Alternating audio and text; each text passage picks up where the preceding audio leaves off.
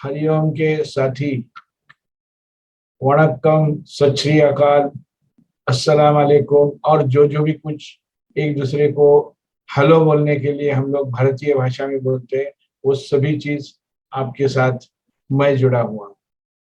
सभी लोगों के साथ मैं जुड़ा हूँ। आज ये जो मेरा लेक्चर है, ये यूट्यूब पे आप देख रहे हैं। ये यूट्यूब का लेक्चर शायद ज्यादा लंबा होगा, क्योंकि मैं इसमें एक्यूपंक्चर और महाराष्ट्र का के बारे में कुछ बातें आपसे करना चाहता हूँ। मेरे बहुत सारे वीडियोस आप लोगों ने देखे होंगे, मगर ये लेक्चर भी वैसे ही लंबा रहेगा। और मेरी आपसे एक विनती है कि ये लेक्चर आप पूरा अंत तक देखो, ताकि आपको सब चीजें समझ में आएगी। जो लोग ऑलरेडी एक्यूपंक्चर में है, जिनको एक्यूपंक्चर में आना है, जिनको कुछ न कुछ सवाल है, उन सभी सवालों के जवाब आपको ये लेक्चर से मिलने वाले हैं। तो इसलिए मैंने ये जो आज का मेरा लेक्चर है, आपका साथ जो मेरा संवाद है, उसका टाइटल मैंने मन में सोचा है, महाराष्ट्र एक्यूपंक्चर कल, आज और कल। महाराष्ट्र एक्यूपंक्चर कल, आज और कल मतलब कल महाराष्ट्र में एक्यूपंक्चर कल कैसे था, आज कैसे होगा, आज कैसे है, और कल यानी आने वाले कल में ये कैसे होगा। तो सभी बातों के बारे में जितनी भी मुझे जानकारी है, उतनी मैं सब आपको देने के लिए उत्सुक हूँ। ये कोई भी महाराष्ट्र एक्यूपंक्चर काउंसिल का ऑफिशियल वीडियो नहीं है। जो है वो जो मुझे जितना समझा है, मुझे जितनी समझ है, मुझे जितनी अकल है, उसके हिसाब से मैं दे रहा हूं। तो इसको कृपया प्लीज प्लीज उसको ऑफिशियल मत समझो। ये मेरे तरीके से मैं आपको समझाने की कोशिश कर रहा हूँ, क्योंकि मुझे बहुत सारे लोगों के फोन आते रहते हैं कि सर ये क्या है, वो क्या है, अभी क्या करना है, कैसे करना है। और सब लोगों को मार्गदर्शन तो मैं मेरी तरीके से करता हूँ। ऐसे भी हो जाता है कि बहुत इतने फोन आने के बाद मैं भी कभी कभी हैरान हो जाता हूँ, क्योंकि मैं भी आदमी हूँ, मेरी भी घर गृहस्थी है और घर में कुछ काम चालू रहते हैं, कुछ बातें रहती है, कुछ फंक्शंस रहते हैं, और उसी में लोगों के फोन आए तो मैं शायद आप लोगों के साथ ठीक से पेश भी नहीं आया होगा। तो मेरे लिए तो आप मुझे माफ कर देना, क्षमा कर देना। तो शुरू करते हैं। महाराष्ट्र एक्यूपंक्चर कल, आज और कल। तो ये महाराष्ट्र एक्यूपंक्चर कल क्या था? कल मतलब, कल का मतलब एक दिन कल नहीं, कल का मतलब है भूतकाल, पास्ट टेंस, पास्ट में क्या था। तो इसकी शुरुआत जब भी हम लोग करेंगे तो हमें थोड़ी और जानकारी होनी चाहिए कि महाराष्ट्र एक्यूपंक्चर के बदले में हमें और कुछ जानकारी होनी चाहिए। ये एक्यूपंक्चर नाम की जो कला है, या एक्यूपंक्चर नाम का जो क्या बोलो साइंस है या शास्त्र है, ये शास्त्र और कला दोनों का मिलाप है। तो ये जो शास्त्र है, इसको मॉडर्न मेडिसिन वाले कोई मानते नहीं, मगर ये काम तो करता है, ये लोगों का अनुभव है। और ये जिसके बाद जब भी हम लोग ये एक्यूपंक्चर की बात करते हैं, तो एक्यूपंक्चर में एक्यूप्रेशर भी आ जाता है। और ये एक्यूपंक्चर की बहुत सारी विधियां, यानी बहुत सारे काम करने के तरीके दुनिया भर के हर देश में, हर संस्कृति में मौजूद है। तो ऐसे नहीं है कि ये एक्यूपंक्चर बोलो तो खाली चाइनीज है। चाइनीज एक्यूपंक्चर जो है वो एक सिस्टमेटिक डेवलप किया हुआ और डेवलप करके एक शास्त्र के रूप में बंधा हुआ साइंस करके हमारे सामने आता है। मगर एक्यूपंक्चर या हम लोग जो कुछ भी बोलेंगे, वो मतलब इसका मतलब और भी ज्यादा चौड़ा है।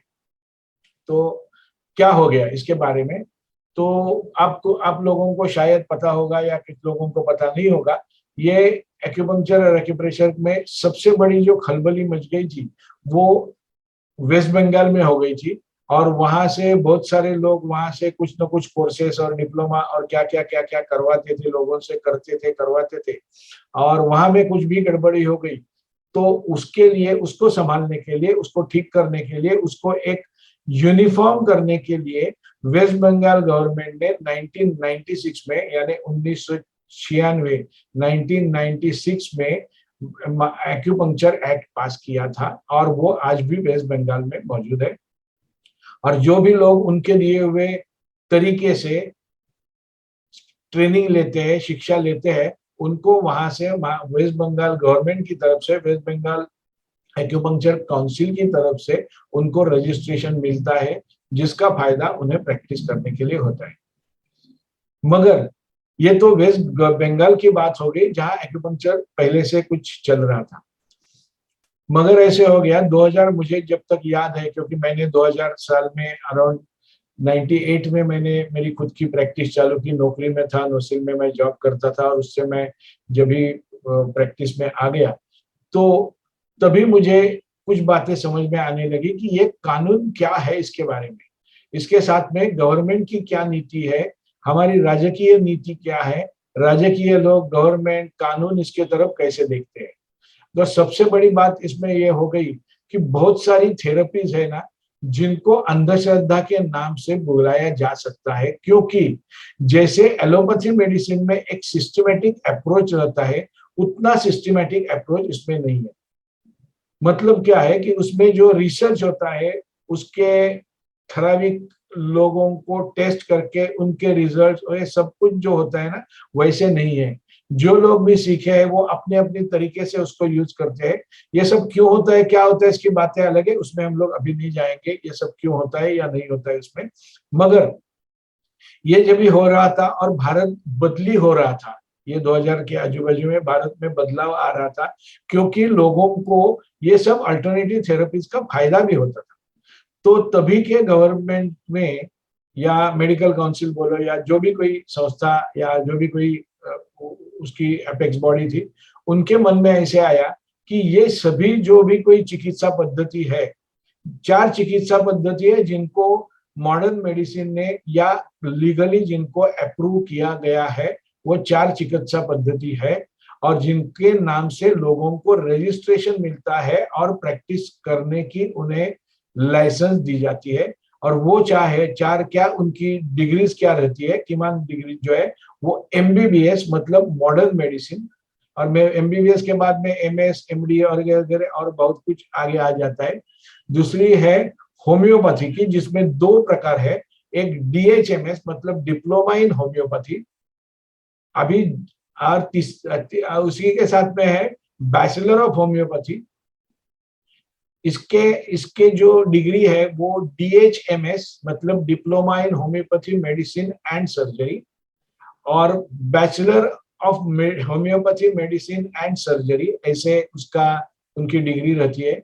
इनको भी होम्योपैथी काउंसिल जो है उनकी तरफ से उनको रजिस्ट्रेशन होता है, और उनकी तरफ से उनको रजिस्ट्रेशन दिया जाता है, और वो प्रैक्टिस करने के लिए काबिल माने जाते हैं।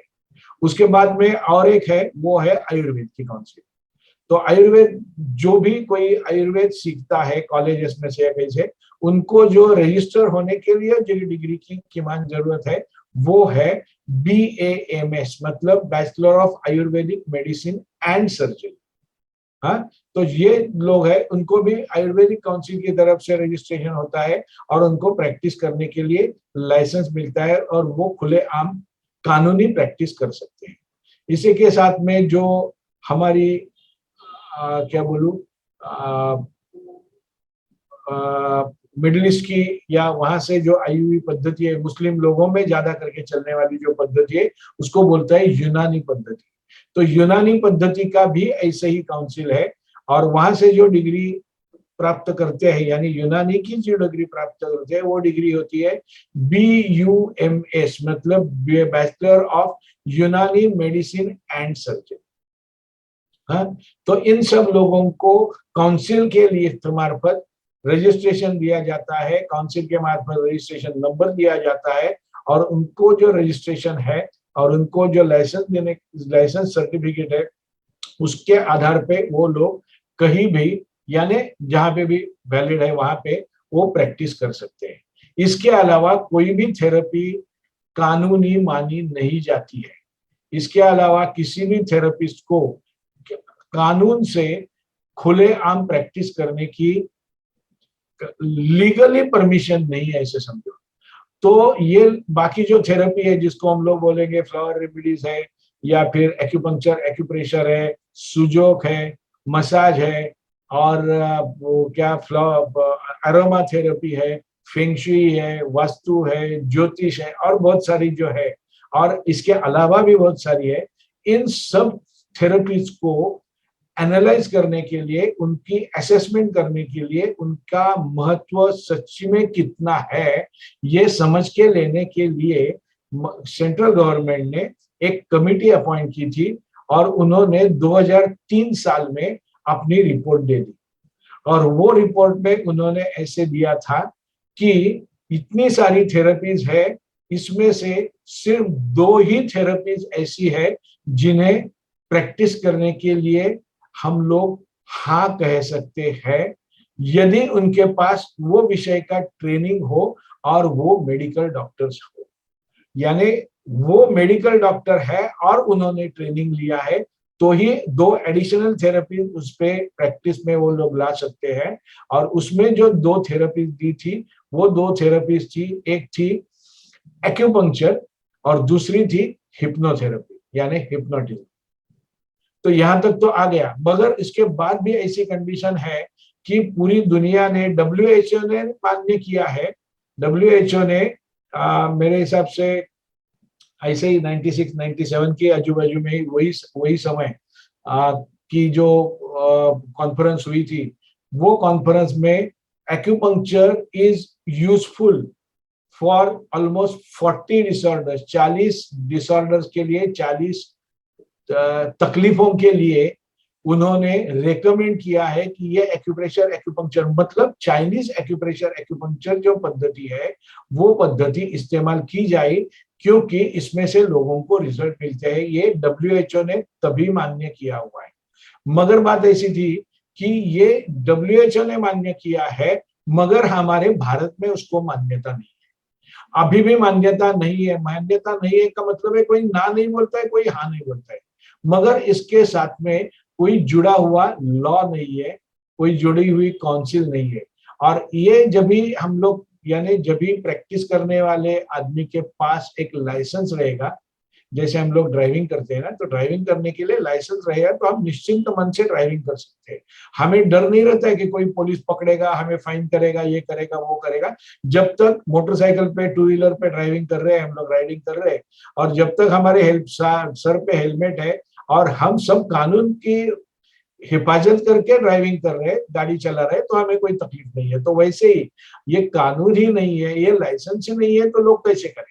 और ये इसमें से मार्ग निकालने के लिए बहुत सारे लोगों ने बहुत कोशिशें की। और मुझे याद है, मैं डॉक्टर लोहिया का स्टूडेंट है, तो डॉक्टर लोहिया तभी से, यानी 2003-2004 से इसके पीछे पड़े थे कि कुछ न कुछ तरीके से उसमें से बाहर निकल के एक मार्ग निकले और लाइसेंस रजिस्ट्रेशन ऐसी कुछ हो जाए बात। मगर उनके पास से भी ये काम नहीं हुआ। मगर उसके बाद में ये 2015 में डॉक्टर बेराम जी सर, हमारे काउंसिल के जो आजकल प्रेसिडेंट है, उन्होंने बहुत मेहनत की।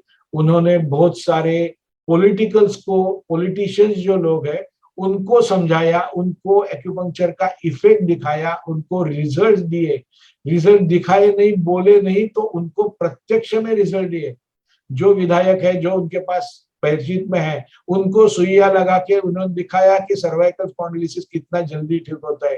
फ्रोजन शोल्डर में कैसे मिनट भर में लोगों को आराम मिलता है, वो लोगों ने खुद जब अनुभव किया, तभी ये बात आगे बढ़ने लगी।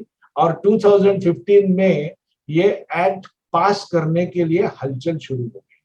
और ये पास एक्ट हलचल जब शुरुआत हो गई, तभी सबसे बड़ी उनके सामने समस्या थी कि ये एक्ट पास होने के बाद उसमें जो कुछ भी चीजें आएंगे, तो सबसे पहला इफेक्ट और इम्पैक्ट आने वाला है अभी जो प्रैक्टिस कर रहे हैं उन लोगों के ऊपर। तो जो भी लोग अभी फिलहाल प्रैक्टिस कर रहे हैं, उनके ऊपर उसका इफेक्ट होगा, क्योंकि ये एक्ट आने के बाद काउंसिल आ जाएगी, रजिस्ट्रेशन आ जाएगा, एग्जामिनेशन आ जाएगी। और ये जो अभी प्रैक्टिस कर रहे हैं, जिन्होंने इतने सालों से ये थेरेपी जिंदा रखी है, उन लोगों को ही ये थेरेपी में से बाहर निकाला जाएगा, क्योंकि उनके पास सर्टिफिकेट नहीं है, उनके पास डिग्री नहीं है, उनके पास कोई शिक्षा लिया हुआ उसका कोई भी लीगल प्रूफ नहीं है। कहीं से न कहीं से कोर्स कर लिया तो उसका मतलब ये नहीं कि गवर्नमेंट मान लेगी कि आपने हाँ ठीक किया। तो इन सब लोगों को कैसे साथ में लाना। और डॉक्टर बेराम जी और मेरे परिचय में जो है डॉक्टर बहुत सारे लोग हैं, मगर ज्यादा करके मैं नाम लूंगा डॉक्टर बेराम जी सर, डॉक्टर किरण अपने सॉरी डॉक्टर हेमंत ठक्कर और विद्या नाइक जी। और इनके साथ मेरा थोड़ा परिचय रहता है, तो इनके साथ मेरी बात भी चलती थी। और मुझे तभी दिखा कि ये सब लोग बहुत मन से चाहते हैं कि आज महाराष्ट्र में, एटलीस्ट महाराष्ट्र में, बाकी चल के तो आगे की बात होगी, मगर आज एटलीस्ट महाराष्ट्र में जितने भी एक्यूप्रेशर एक्यूपंक्चर के प्रैक्टिशनर्स हैं, वो सभी लोगों को ये कानून में के मुताबिक रजिस्ट्रेशन मिलना चाहिए और उनके हाथ में लाइसेंस आना चाहिए। ये उन्होंने सोच के रखा था और उसी हिसाब से उनका काम चल रहा था। एक भी आदमी, जो हमारे मोदी साहब बोलते हैं ना, मोदी सरकार, मोदी बोलते हैं सबका साथ सबका विकास, तो वैसे ही उनकी भी इच्छा थी, वही इच्छा थी कि सबको साथ लेके जाएंगे और सबका विकास करेंगे। हर एक्यूप्रेशर एक्यूपंक्चर प्रैक्टिशनर को हम लाइसेंस देंगे, मगर ये कानून है, तो कानून में जो चीजें चाहिए वो कानून से ही होनी चाहिए। तो ऐसे लोग, बहुत सारे लोग ऐसे हैं एक्यूप्रेशर एक्यूपंक्चर जो आज 70-80 साल के उम्र के हैं और जो पिछले 40-50 साल से इसमें है, तो उनके पास शायद ही कोई रजिस्ट्रेशन रहेगा, शायद ही कोई सर्टिफिकेट वगैरह रहेगा, तो सबको कैसे बिठाना है, ये बहुत बड़ी समस्या थी। और उसी के साथ आजकल के जो नौजवान है, जो बोलो कि मेडिकल प्रैक्टिशनर्स है, वो भी है जो पढ़े लिखे हैं, जिनको पास बहुत सारा नॉलेज है, और ये बिना नॉलेज वाले लोग और नॉलेज वाले लोग, इन सबको एक साथ में कैसे लाए और सबको एक ही लेवल में कैसे लाए। और ये करने के लिए उन्होंने फिर 2018 में ये सब बातें बाहर आने लग गई, और तभी उन्होंने ये कानून जो बनाया उसमें उन्होंने ऐसी कंडीशन लाई जो खूब बहुत प्रयास के बाद वो ला सके। और वो कंडीशन कि जो भी आदमी 10वीं पास है, minimum qualification of SSC pass, 10वीं नहीं एसएससी पास है, उस वो ये लाइसेंस मिलने के लिए या ये रजिस्ट्रेशन के लिए काबिल है।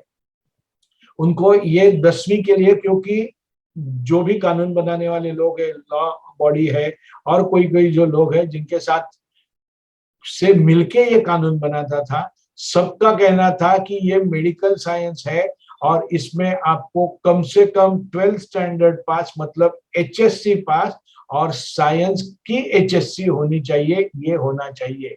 मगर डॉक्टर बेराम जी और हमारे किरण अपने हेमंत ठक्कर जी और इन लोगों ने उनके तरीके से उनके साथ बातचीत करके उनको समझा के, या किसी न किसी तरीके से उन्होंने उनको समझाया, और वन टाइम के लिए, एक ही बार के लिए, वन टाइम के लिए 10th स्टैंडर्ड पास, मतलब एसएससी पास वाले लोगों को, एसएससी पास वाले लोगों को रजिस्ट्रेशन दे सकते हैं, ऐसे लाया। हाँ, मगर इसकी वजह से और कुछ बातें आगे गड़बड़ हो गई, वो छोड़ो, हम लोग उसमें से बाहर निकल गए, तो वो बातें हम लोग अभी नहीं करेंगे उसके बारे में। तो यहाँ तक हम लोग आए। अभी बात ऐसी है कि कोई एक्यूप्रेशर में जो काम करता है, वो कोई सुजोग में काम कर रहा है, वो रिफ्लेक्सोलॉजी का काम कर रहा है, कोई ऐसे ही काम कर रहा है जिसने कहीं कुछ सीखा नहीं है, कोई चाइनीज एक्यूपंक्चर में काम कर रहा है। अभी इन सब लोगों को समझो रजिस्ट्रेशन देना है, तो सब लोगों का ज्ञान मिनिमम लेवल पे होना चाहिए, एक किमान लेवल पे होना चाहिए। और ये किमान लेवल पे होने के लिए फिर कुछ तो बनाना पड़ेगा, कुछ तो टेस्ट लेनी पड़ेगी, कुछ सिलेबस बनाना पड़ेगा, और उन्होंने उसके लिए सिलेबस बनाने का काम किया। सुजोग बोलो, रिफ्लेक्सोलॉजी बोलो, ये सब छोटी छोटी चीजें हैं। तो इसमें बहुत सारा कुछ ज्ञान, यानी बहुत सारा ज्ञान नहीं है, प्रैक्टिकल में बहुत कुछ है जो प्रैक्टिकल करने वाले हैं, मगर थ्योरी के हिसाब से उसमें कुछ ज्यादा नहीं है। इसलिए इन्होंने, ये हमारे काउंसिल के जो ये मेंबर्स है, इन्होंने एक्यूपंक्चर साइंस का एक सिलेबस बनाया। एक्यूपंक्चर मतलब चाइनीज एक्यूपंक्चर, जिसे हम लोग ट्रेडिशनल चाइनीज मेडिसिन बोलते हैं, टीसीएम बोलते हैं, उसका एक सिलेबस बनाया। और उन्होंने डिक्लेयर किया, ऐसे का काउंसिल ने डिक्लेयर किया कि जिनको भी ये रजिस्ट्रेशन चाहिए उन्हें ये सिलेबस के मुताबिक एग्जाम के लिए बैठना पड़ेगा और एग्जाम देनी पड़ेगी। और जो भी लोग ये एग्जाम पास हो जाएंगे उनको होगा, मतलब क्या हो गया कि ये जो सिलेबस है, ये जो इसका अभ्यास है, उतना अभ्यास सब लोगों को पता है। इसमें और एक बात की हिचक आ गई थी तभी, वो शायद इसके लिए हो सकता है कि ये काउंसिल के बॉडी में और वो काम करने वाले जो भी लोग हैं वो सभी मेडिकल डॉक्टर्स हैं। तो शायद वो लोग ऐसे चाहते थे, ऐसे रहेगा, ऐसे मुझे वक्त लगता है। I am not claiming anything, मैं कुछ दावा नहीं कर रहा हूँ कि ये ऐसे ही था, मगर ऐसे कुछ था कि मेडिकल प्रैक्टिशनर्स को यदि एक्यूपंक्चर का रजिस्ट्रेशन चाहिए तो उनको ऐसा ही दिया जाएगा। और ये जब भी मेरे ध्यान में आया तभी मैंने काउंसिल को एक लेटर लिखा था उस समय में कि मेडिकल वाला जो आदमी है, यानी BAMS, BHMS या MBBS या कोई भी है, ये जरूर उसको उसके शास्त्र का नॉलेज तो जरूर है। हम नहीं मानते, बोलते कि उसको नहीं है, वो तो ज्ञान, उसको ज्ञान रहेगा ही, मगर इसका मतलब ये नहीं कि उसने MBBS किया मतलब उसको एक्यूपंक्चर का ज्ञान हो गया, उसको एक्यूपंक्चर की थ्योरी मालूम होगी, ऐसे नहीं है ना। तो मैंने तभी काउंसिल को बोला था कि यदि आप ऐसे करेंगे तो शायद उसके बाद में हम लोगों में से ही कोई कोर्ट में जाएगा और स्टे ऑर्डर लाएगा तो ये सब काम चौपट हो जाएगा। तो इसके लिए उनको भी इसी के साथ में किसी तरीके से बिठाओ। तो उन्होंने उसका भी प्रयोजन किया, आयोजन किया, और फाइनली ऐसे हो गया कि जो भी नॉन मेडिकल है, जो भी नॉन मेडिकल है उनके लिए एलिजिबिलिटी टेस्ट का आयोजन किया गया। और जो भी मेडिकल लोग हैं, यानी जिनके पास ऑलरेडी रजिस्टर्ड मेडिकल प्रैक्टिशनर्स है, कोई भी फैकल्टी से हो, कोई भी काउंसिल के मार्फत से हो, तो उनके लिए उन्होंने एक कोर्स और टेस्ट का आयोजन किया। और उसमें जिन लोगों को 50% के ऊपर मार्क्स मिले उनको ये रजिस्ट्रेशन की प्रोसेस शुरू कर दी गई।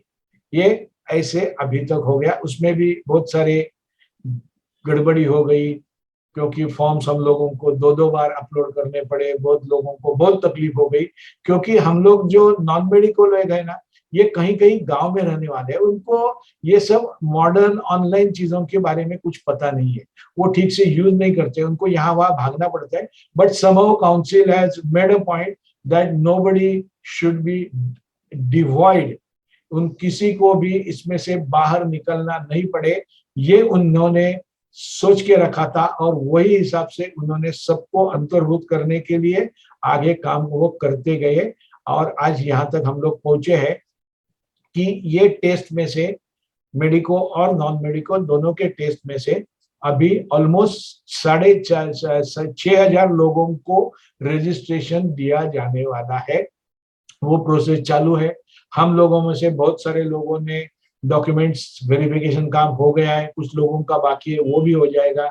बहुत सारे लोगों ने 7,000 रुपया जो फी भरनी थी वो भी भर दी है, कुछ लोगों को उसमें भी प्रॉब्लम आ रहे हैं। तो ये इसमें कोई कुछ को भी कुछ भी प्रॉब्लम है तो आप कृपया मुझे फोन मत कीजिए, क्योंकि ये सब काउंसिल का मामला है और मैं काउंसिल के कोई भी कमेटी में, कोई भी बॉडी में नहीं हूं। तो आप काउंसिल के साथ संपर्क में रहिए और काउंसिल को फोन करो, और जो भी हो सके, यदि आपका प्रॉब्लम ऐसे नहीं सॉल्व हो रहा है तो आप काउंसिल को एक मेल करो। हर मेल काउंसिल देखती है, ये मेरा अनुभव है। शायद आपको उसका रिप्लाई नहीं आए, मगर काउंसिल देखती है, तो आपके प्रॉब्लम के तरफ वो जरूर देखेंगे। और इतनी आपको जरूरत है, आपको लगता है कि अरे यार इसमें से तो मैं छूट जाऊं क्या, तो आप खुद काउंसिल के ऑफिस में चले जाना। ये सब बातें जो हो रही थी, बहुत सारी गड़बड़ी हो रही थी, जो जो भी कुछ हो रहा था, इसमें और एक सबसे बड़ी बुरी बात हो गई, वो कोरोना आ गया। और कोरोना ने हमारे ये प्रोसेस के 2 साल खा लिए। 2 साल उसके कोरोना में गिड़ंकृत हो गए, 2 साल उसने मिटा दिए। और इसकी वजह से बहुत सारी लोगों को तकलीफें हो गई, और ऐसे लगने लगा था कि अभी ये कभी होगा या नहीं होगा, मगर इसमें से भी हम लोग बाहर निकले और आज यहाँ तक हम लोग आ गए। तो ये कल की बात हो गई। अभी बात अभी ऐसी हो गई कि हम लोगों को, जिन्होंने भी डॉक्यूमेंट वेरिफिकेशन किया है, जिन्होंने 7,000 रुपए भरे हैं, उनको काउंसिल की तरफ से जल्द ही, मतलब सितंबर तक, दिवाली के पहले, ऐसे हम लोग बोलेंगे दशहरा दिवाली के पहले, हमें अपना रजिस्ट्रेशन नंबर और रजिस्ट्रेशन का सर्टिफिकेट बाय पोस्ट दिया जाएगा। ऐसे मैंने काउंसिल के लोगों के पास से मैंने सुना है, वही मैं आपको बोल रहा हूँ। आज ही सुबह में हमारी एक ऑनलाइन मीटिंग थी जिसमें डॉक्टर बेराम जी जो हमारे काउंसिल के प्रेसिडेंट है और बाकी काउंसिल के कोई मेंबर्स थे, और हम लोग जो काउंसिल को हमारी तरफ से मदद करने का काम करते हैं, और काउंसिल का जो बात है, काउंसिल की जो बातें हैं वो आप लोगों तक पहुंचाने का काम जो कर रहे हैं, उनके लिए एक मीटिंग रखी थी। और डॉक्टर बेराम जी ने 1 घंटा तक हमें बहुत सारी चीजों के ऊपर समझाया।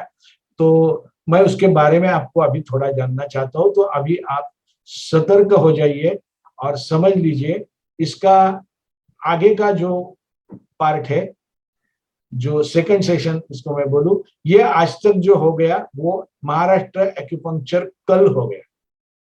महाराष्ट्र एक्यूपंक्चर कल तक क्या क्या हो गया था, और इसके बाद मैं नेक्स्ट लेक्चर दूंगा महाराष्ट्र एक्यूपंक्चर आज, यानी आज वर्तमान में महाराष्ट्र एक्यूपंक्चर की क्या परिस्थिति है इसके बारे में बोलूंगा। तो अभी ये जो लेक्चर है महाराष्ट्र एक्यूपंक्चर कल, आज और कल, उसका पार्ट 1 अभी मैं यहाँ पे खत्म करता हूँ। और उम्मीद करता हूँ आप ये वीडियो देखेंगे और समझ जाएंगे। ये वीडियो आप ज्यादा से ज्यादा लोगों को शेयर करो ताकि हर आदमी को इसके बारे में पता हो जाए, इसके बारे में जागरूकता आ जाए और आगे चल के क्या करना है वो समझ जाए। ओके, तो आज यहाँ अभी मैं यहाँ पे ही रुकता हूँ और दूसरा वीडियो इसके साथ में ही आ जाएगा।